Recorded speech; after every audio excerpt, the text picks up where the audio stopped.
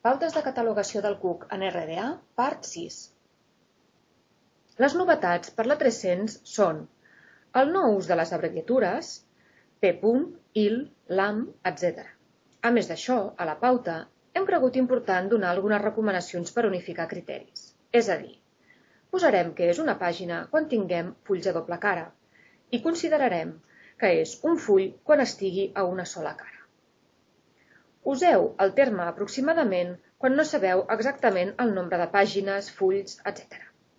Si teniu una paginació irregular o complicada, useu el terme paginació múltiple. Quan catalogueu un equip, si podeu identificar el nombre de les unitats que el componen, ajudareu a l'usuari especificant-ho. Atenció! Quan tingueu un recurs electrònic, ara li hem de dir recurs en línia. En el $B tampoc s'ha d'utilitzar les abreviatures i podeu especificar o detallar el contingut segons cregueu necessari. Per exemple, il·lustracions en color o fotografies en blanc i negre.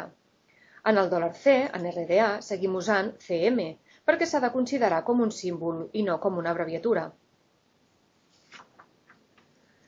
Ara comencem les 3 etiquetes noves RDA, que són les que substitueixen la designació general de material i que han de definir més concretament el tipus de contingut, el tipus de suport i el tipus de suport físic.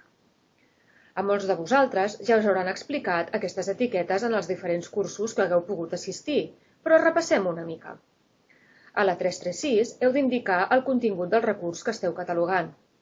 Els termes que podeu usar estan definits a la llista de termes i codis per al tipus de contingut que trobareu, o bé a les RDA, apartat 6.9, on hi ha una explicació, o bé a la llista que té penjada la Biblioteca de Catalunya a la web cap a RDA.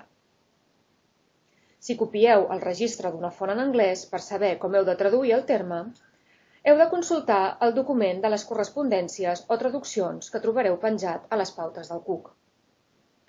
El terme altre l'heu d'usar quan cap terme de la llista sigui adequat al recurs que teniu. El terme no especificat l'heu d'usar quan no sapigueu el tipus de contingut. Tingueu en compte que si necessiteu podeu posar més d'una 336 per si creieu important indicar el tipus de contingut, per exemple, del material d'acompanyament. En el $B és obligatori posar el codi que també trobareu a la llista de termes i en el $2 sempre heu de posar RDA Content que està a la plantilla. A la 337 heu d'indicar el tipus de suport, o sigui, el tipus d'aparell que es necessita per consultar el recurs. Igual que per la 336 trobareu la traducció al document de correspondència. Igual que per la 336 useu el terme altre quan no hi ha cap terme apropiat i el terme no especificat quan no el sapigueu. També podeu usar més d'una 337. El $B és obligatori i el $2 sempre serà RDA Media. A la 338 indiquem el tipus de suport físic. És una etiqueta que està relacionada amb la llista de termes de la 337.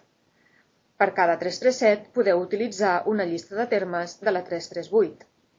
També teniu la traducció dels termes i l'ús dels termes altre i no especificat, que és el mateix que per les 336 o 337.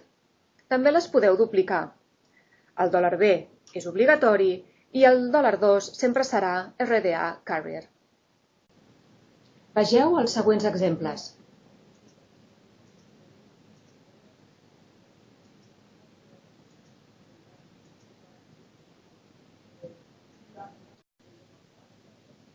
Acabada aquesta part, us recordem que podeu trobar tots els vídeos de les pautes del Cook amb RDA dins els materials recomanats d'autoformació.